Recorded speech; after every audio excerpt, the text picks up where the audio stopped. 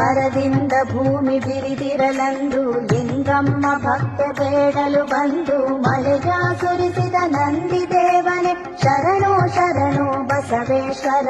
ಬರದಿಂದ ಭೂಮಿ ಬಿರಿದಿರಲಂದು ಲಿಂಗಮ್ಮ ಭಕ್ತ ಬೇಡಲು ಬಂದು ಮಳೆಯ ಸುರಿಸಿದ ನಂದಿ ದೇವನೇ ಶರಣು ಶರಣು ಬಸವೇಶ್ವರ.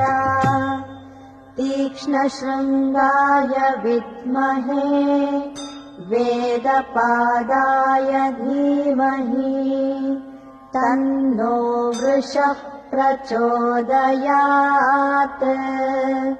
ಓಂ ಕೊಟ್ಟೂರೇಶ್ವರಾಯ ನಮಃ.